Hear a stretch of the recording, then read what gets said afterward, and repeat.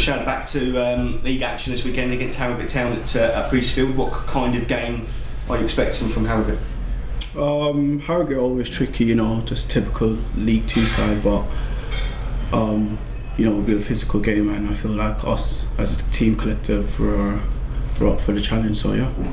Had a sort of a mini break, if you like, between fixtures. Has that been good, just to get on the training pitch, do a bit more work with Bonds and the team, and of course the injured lads, giving them time to try and recover? Yeah, that is true. But I feel like building on momentum from the game we played at last week, it'll be good to have games quick and sharpish, because just trying to build on momentum. Just how much of a confidence boost was it to beat Port Vale, who before they came here were top of the league? I think they are still top, but unbeaten in 10. It was a really big win. We had to dig in. Yeah.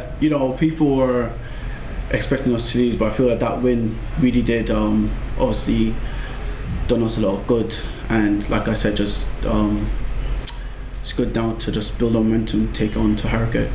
Of course, after Harrogate, we've got another break in the fixture because of the FA Cup weekend, so it might be a welcome time to have a bit of a rest ahead of what is always a very busy Christmas period. Yeah, exactly. I feel like after playing Harrogate, I feel like we should be expecting the 3 points, because as you said, we didn't get a lot of games, so we're trying to get a good result on Saturday and then give us the next week then to just chill and just focus then, just like rest period basically. Yeah, lovely. Thank you, Shad. Ben, Wheels. As Phil says, Shad, it's a funny old month, isn't it? You've gone from October where you had like 6 games and you're only going to end up playing a couple this month. Yeah, that's what I'm saying. So I feel like these games are very important to obviously just rack on getting points in that, so we have been in a good solid position coming in Jan. Like you say, having got that win against Port Vale, if you can follow it up and have a couple of wins in the month, I'm sure you'd have liked a few more games to try and create a little bit of momentum, but I guess it makes it even more kind of important to get a positive result on the basis that you've only got the limited amount of games in the month. Yeah, exactly.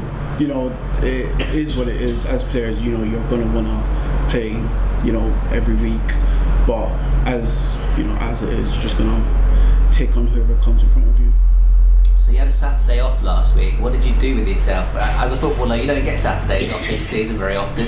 Yeah, exactly. No, to be fair, a lot of us went back home, just chilled with our families and that. Just take the foot off the gas for a bit, because we're coming in Monday to just be full steam at it for Harrogate Saturday.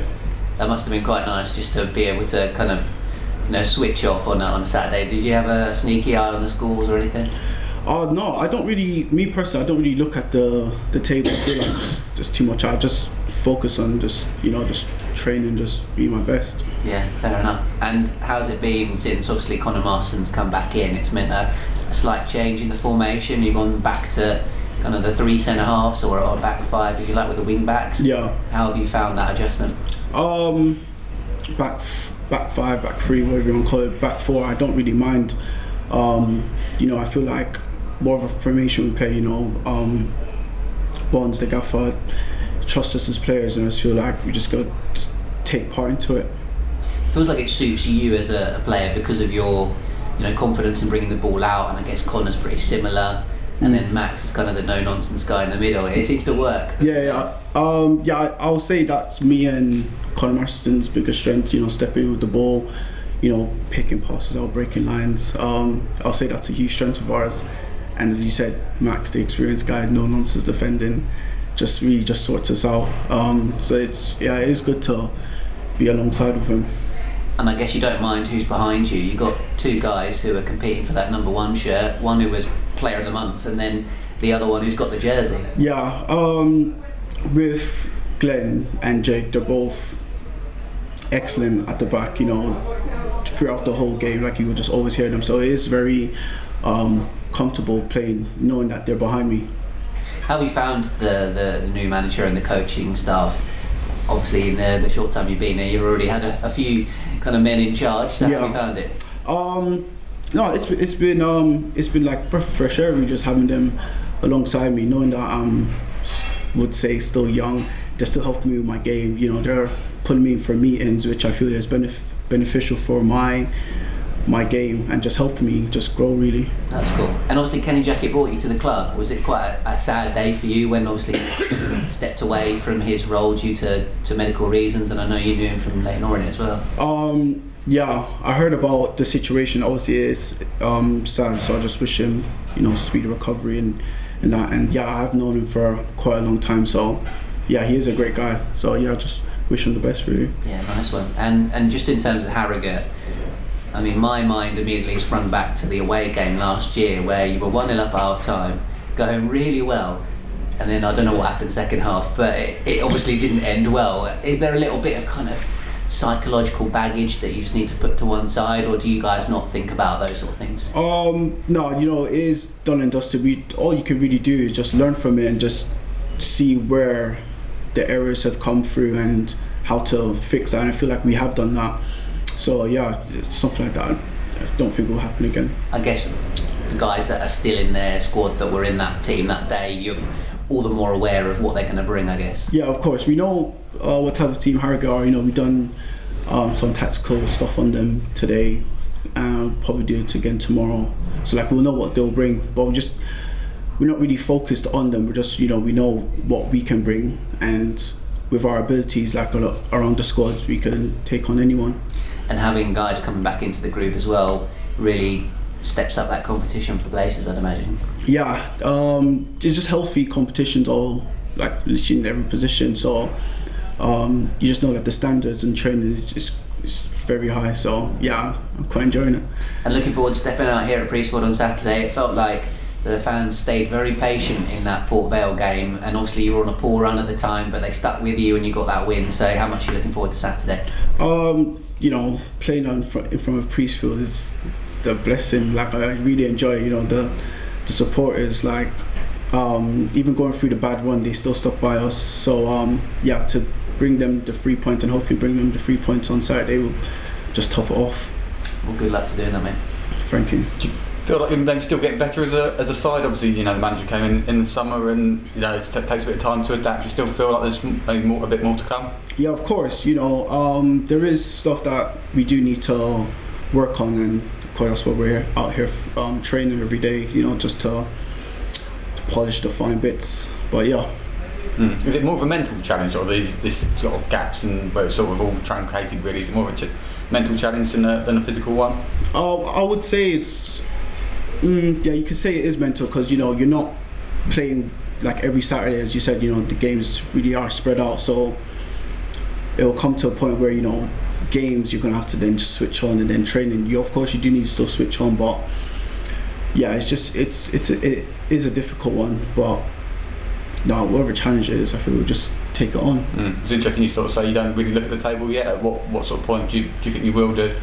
I say after probably next 10 games, that's when who's in and around it really. Because obviously you could be in a certain position now, but good Christmas, bad Christmas, it really change things quite quickly, can't it? Yeah, exactly. Yeah, and then obviously the fans are going to be really important. You've got quite a few home games coming up, but Bromley as well. I mean, obviously they're always important, but particularly around the festive period, it's you need them more than ever, really, don't you? Yeah, I just feel like as a team now, our main focus now is just on Saturday against Harrogate, and then after that we'll take it off, and then whoever comes next, we then look into that. Cool, excellent, thank you. Nice. What's the best bits about playing with Max and Con?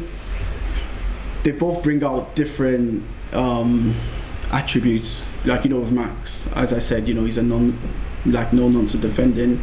And if you're on the box, you just want to just clear it out. And with me and Con, I feel like with Connor, he's more of a player that can step out. He's more of an athlete. He's quick, and yeah, I feel like they both bring out two different sides of defending. Who's the biggest chatterbox?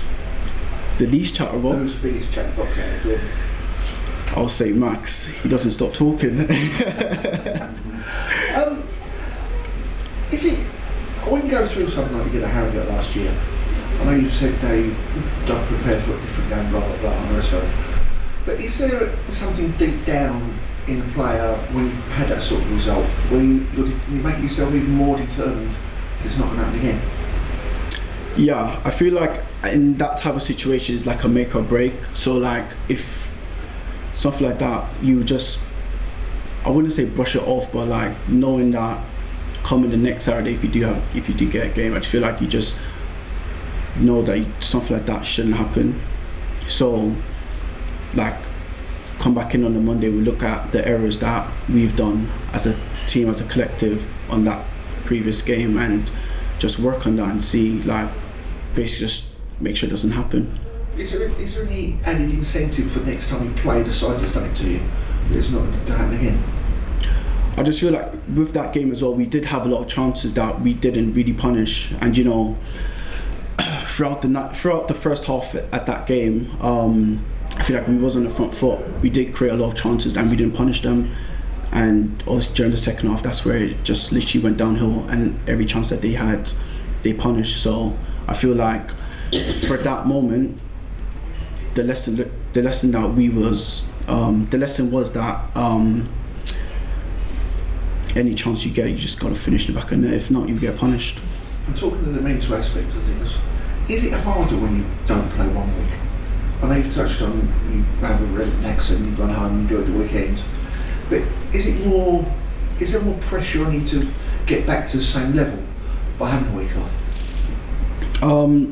No, not necessarily. Because I feel like from then the next week, the Monday to Friday, you're more focused, more locked in, and just train at a good high intensity, as you said. Like players are coming back, competitions are everywhere on the pitch. So if you want the shirt, you just gotta have that resilience and just train well.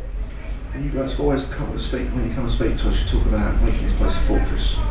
Is that becoming more and more important in football, do you think? Back to get the complete backing your own fans? Yeah, of course. And we want any team to come here to be fearful of us. As you said, Priestfield is like our fortress, so we don't want any team coming here thinking that they're going to have an easy 90 minutes. We want teams to be fearful.